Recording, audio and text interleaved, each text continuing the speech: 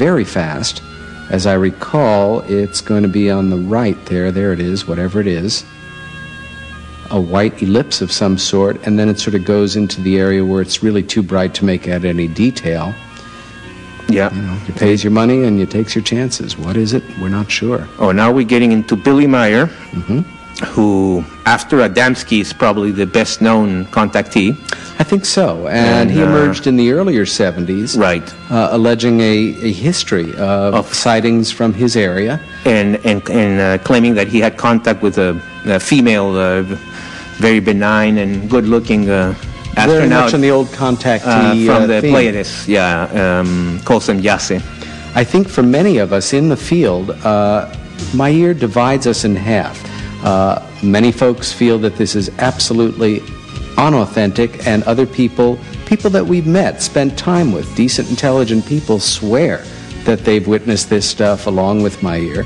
I must say, one of the things that is always a hallmark of his photo, that his movie film that we've seen, is that it is quite elegant, and he has a real sense of camera work, no question about that. Yeah, that can be said of Meyer. The photographs are striking. The book of stills that came out, they're very beautiful. And I think even for the hardest-nosed of us, the ones that are the most skeptical, there's a part of us that sort of hopes they're real because they're amazing.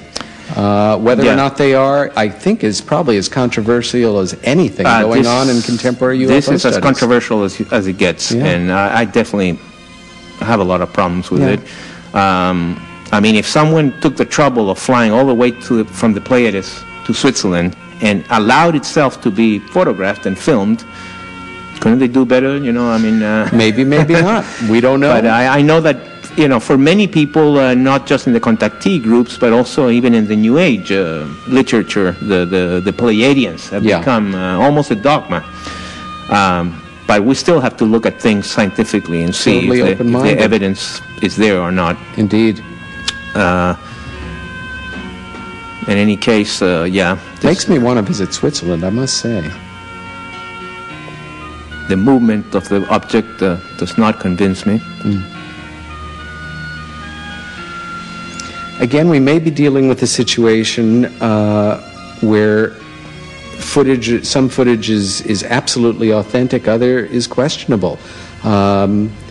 As a total devil's advocate at the moment, I'm going to remain open-minded on this, but some of it is troubling, and at the same time, having spoken to people who I believe are of decent character and, you know, the right stuff, so to say, who have sworn to me that they have seen these things with Meyer, we're sort of stuck with, you know, a controversial mystery in this sense. And it is one that will continue to divide researchers, I'm sure, for some time to come. Yeah, well, also the problem with Meyer, I haven't seen independent analysis of the footage that pronounces it bona fide. There has been some analysis done by people who believe in him. Yeah. In fact, there's some published in that first book of his. But mostly people who are believers in Meyer. So I haven't seen independent analysis, and a lot of the ufologists who look at some of this footage, including our friend Coleman Bonkevinsky and Bruce Maccabee and so on, do not endorse it. But now, this is one that Antonio and I are a bit divided on. I'm quite convinced this is a real unknown, but you had said that there was a documentary that you had seen that explained this quite conventionally. I don't remember the details, the technical details. I'll have to review the documentary, but it was a film called UFO where, I forgot if you were interviewed, certainly Larry was, Larry Warren, your co-author of your Ben Waters book, and they went into quite a bit of explanation. They didn't say it was a hoax. They said it was some kind of technical problem with the camera, an artifact. What in videography and photography is called an artifact, meaning that it's something extemporaneous. It's not there. It's not the same usage of the in popular term. You know. Well, I must say, but it's certainly interesting. The innocent, open-minded part of myself loves this one. It's striking because you have the Concorde. I believe this was taken maybe initially. This is one of its first for a promotional film, I think. We see whatever it is seemingly drop down, come back, parallel it for a few seconds and take off to the upper right. Well, we would have to know here, and again, I don't know who took the camera or anything, is whether the guy who shot also saw the object or not, you know. Now, this one, I do know the details because I interviewed one of the people who were present. This was one of the very first video cameras. They were done by Sony, the very first models for commercial use. And it was they were filming an advertisement for Volkswagen in Guatemala City when suddenly this object appeared. And of course the camera, you know, then they follow the object. It's very good footage. It shows a lot of reference points. It gets into the trees, then leaves the trees. There we go. This was considered so good that it was even shown as one of the items, one of the exhibits in the United Nations hearings on UFOs when the government of Grenada convened them in 1978. Which I had the great pleasure and honor of attending. 3 days of the most remarkable. And it was shown by Dr. Heineck from CUFOS. And that was shortly before we met, actually. Right.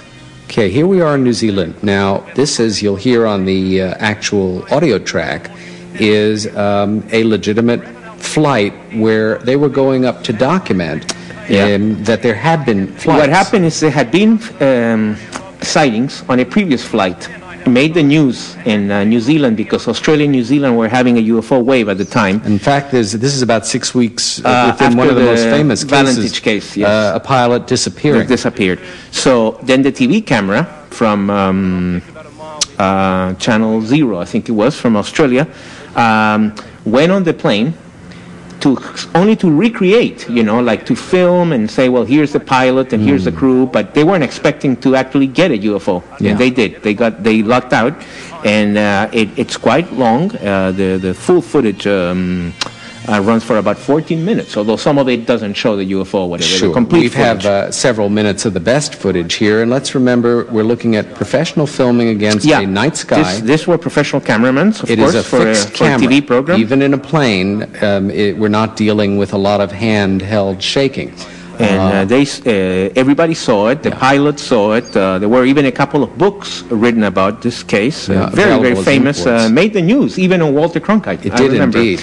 And it was later, a very thorough analysis was done by Dr. Bruce Maccabee, an optical physicist who was a research scientist with the U.S. Navy. And this was perhaps his first really famous case, which he really sank his teeth onto and worked very, very hard.